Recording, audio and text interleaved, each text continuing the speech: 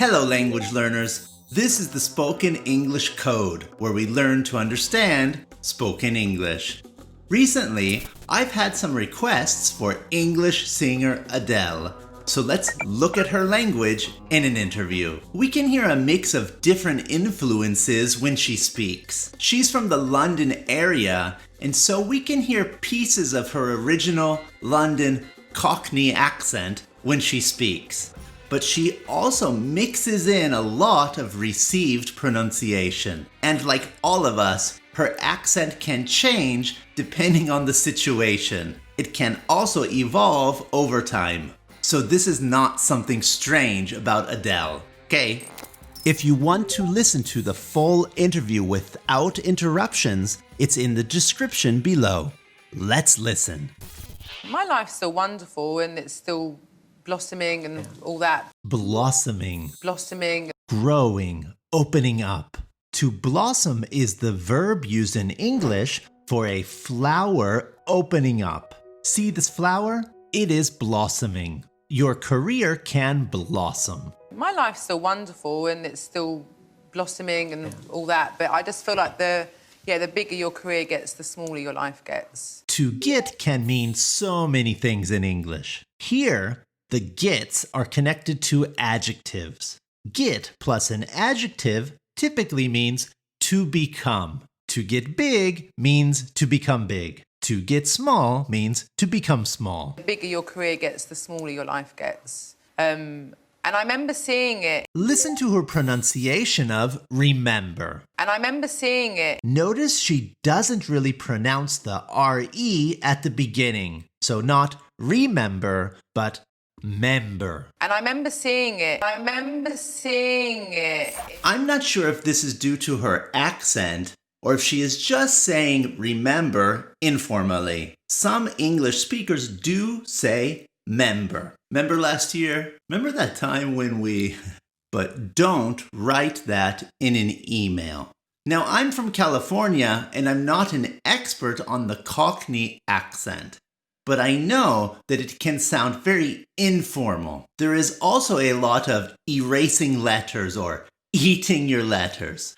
An example of this is with an H. House becomes something like ouse. If you want to know more about the Cockney accent, I will link to some videos in the description below. It's a fun accent to explore, but I think it is best if I pass this to some British teachers.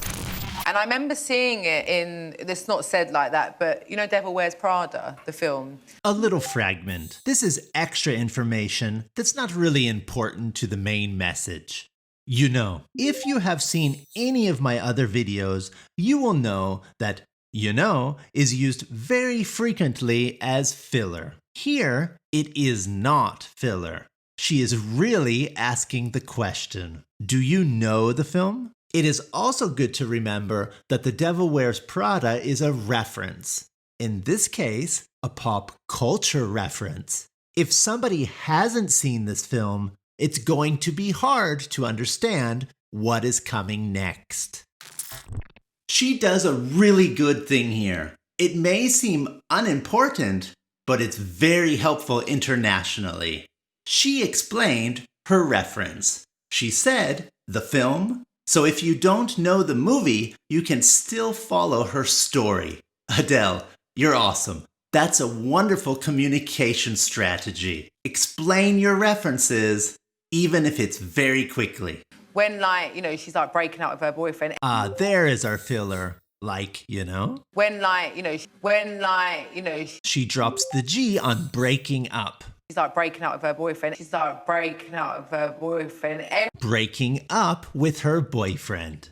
To break up is a phrasal verb that is used when a couple break their relationship. Quick quiz. What's break up in the past simple? A. Broke up.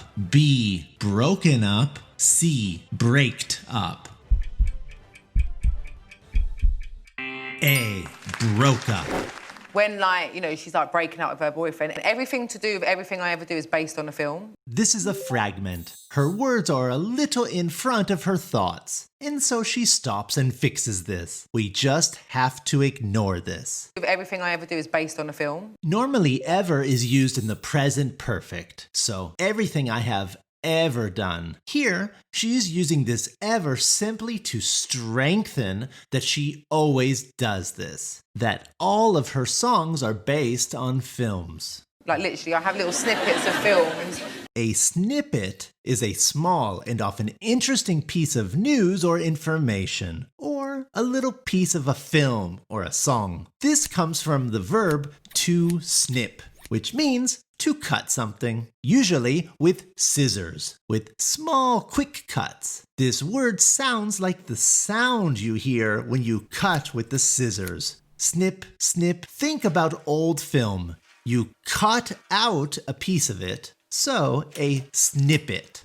The same thing with a newspaper or magazine. Like, literally, I have little snippets of films. She doesn't finish her sentence, but we understand she has these snippets in her head. Like, Rolling in the Deep This is one of her songs. was about Mark Wahlberg floating in the sea during the perfect storm. This is a clear reference. She describes a scene from the film The Perfect Storm. There is no avoiding the references here. She has to use them. So that makes it very difficult to understand if you don't know Adele, her song, or the film The Perfect Storm. When he's reading the love letter, like, that's what that's about. Listen to the pronunciation of love letter. The love letter. Love letter. The love letter. This is part of that London Cockney accent. She doesn't pronounce the T's in the middle. The love letter. It's more letter. Letter. Letter. Letter. So Rolling in the Deep's a bit... Yeah, that's like what I envisioned when I was singing it. Envisioned. To envision something is to imagine a future possibility. You could say, I envision the day I will be able to understand 90% of what English speakers say. Don't worry, with enough exercise, one day you will. Yeah, that's like what I envisioned when I was singing it. So which film is Hello? Hello is Adele's most famous song. Again, this is a reference. Well, Hello's not really one. Hello didn't really have one. So not all her songs are based on films, just some. Listen to her pronunciation of one. One. Hello didn't really have one, but like the saying of, you know, the bigger your career gets, the smaller your life gets. Yeah. Okay, she is returning to something she started saying 26 seconds ago. We had 26 seconds of extra information. And now she's returning to her reference of A Devil Wears Prada. But like the saying of, you know, the bigger your career gets, the smaller your life gets. Yeah. This fast you know is filler, you know? You know, the bigger your career gets, the smaller your life gets. Yeah. In Devil Wears Prada, and her boyfriend's like getting annoyed. Yeah. And Sometimes speakers will reduce and to in. Me and my dog. Me and my dog. And someone else says to her, like, when your whole life goes up in smoke, you drew a promotion. This like doesn't mean anything. It is filler and we can ignore it. If something goes up in smoke in English, that means it is destroyed or burned in a fire. This house is going up in smoke. Goodbye, house. If your whole life goes up in smoke, it means it's completely destroyed. When your whole life goes up in smoke, you drew a promotion. Do a promotion. Smoke, you drew a promotion. This means you merit a promotion. It is time you get a promotion in your company. You have earned it. What does this mean? It's difficult to understand. It's a little like philosophy. In fact, Adele did not understand when she first heard this. And I remember being like, what does he mean by that? And then I just, as my career got bigger on 21... 21 is a reference to her album named 21. So she is not talking about when she was 21 years old, which you could misunderstand if you missed this preposition here. She now makes a little side note. My life didn't go up in smoke at all, and I love the opportunity and my life. I love everything about it. But it's just, you know, some people get quite phased by someone's success. Phased can mean disturbed, stunned, or embarrassed.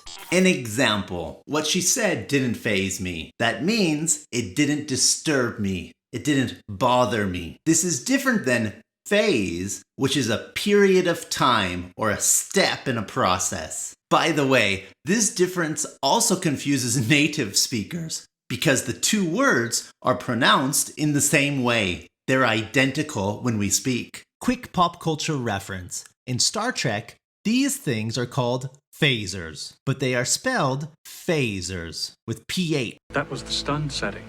This is not. But it's just, you know, some people get quite fazed by someone's success, so I had to sort of be a bit like, distance myself from a lot of people that I've known my whole life. Okay, grammar nerds.